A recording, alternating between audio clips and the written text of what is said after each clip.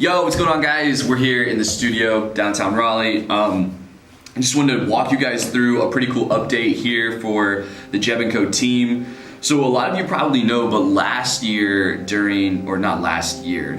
last presidential election, there was a lot of fraud and a lot of call outs around advertising done by candidates. How much was Russia involved in some of these advertising schemes, Cambridge Analytica. So just a lot of worry around the legitimacy of advertising and people that were running advertising for issues, social issues, politics, elections, whatever that may be. So for, over really the past couple of months, the past year, Facebook has been making moves to try to legitimize advertisers that are putting out advertisements around these certain issues.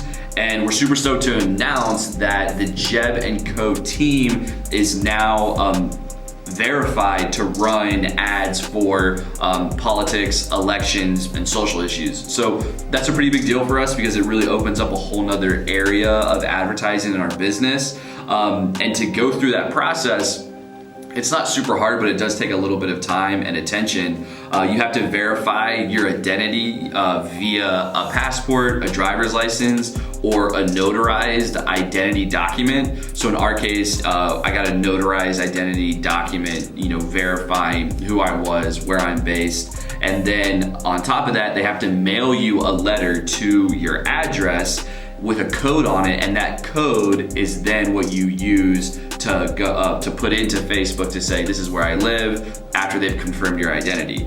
So for better or for worse, for me it seems like a pretty positive move that we are verifying people that are running ads on these, given how you can really move people's emotions, attention, and perspectives with advertising on social media. So if you're going to be putting out stuff in that vein, then it's probably a good idea for us to be verified, confirmed as not, a Russian warlord that's putting out advertisements. So pretty cool, guys. But that being said, a couple of our clients are in those spaces, so we're pumped to be able to really serve them in another capacity, keep rocking. So big update for us. We're launching a bunch of advertising stuff right now. It's been fun for us to get into this world again, continuing to get better and better every day, and just another element of us growing. So and Leslie is kind of a little bit tied up on that.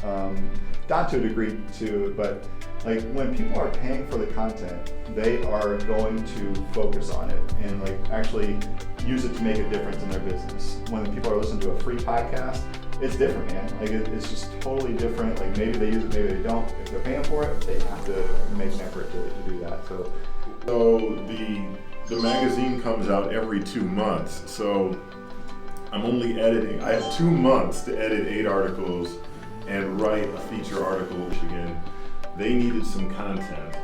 And I started interviewing various professional athletes that more often than not have some connection with the state of. Now, Joe Budden, if you don't know who he is, he has been a DJ for over 25 years and graduated from Carolina, was DJing at UNC for frat parties, and he has built up his empire. And I'm not exaggerating when I say empire.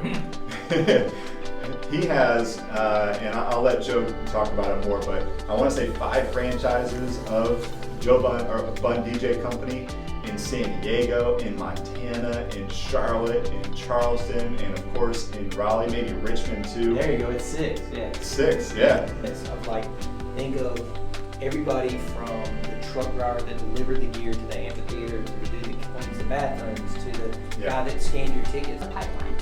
But if anyone listening is in corporate, usually that's bad news. It's not necessarily good news. I lived through the economic crisis of 2008 in investment banking while living in London, had a lot of layoffs, and so I really honed the skill set there of learning to be honest and transparent with people when bad news is just bad news, and speaking truth to them, but also helping bring them along through that change. And I fell into entrepreneurship because I gave a yes.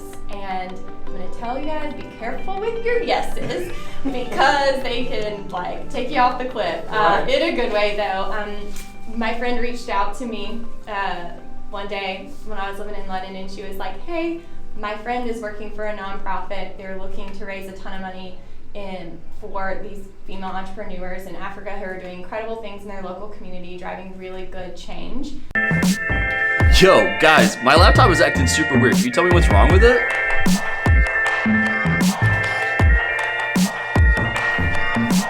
Make a Chinese P-boy look epic. All you're gonna need is a phone and a reflective surface.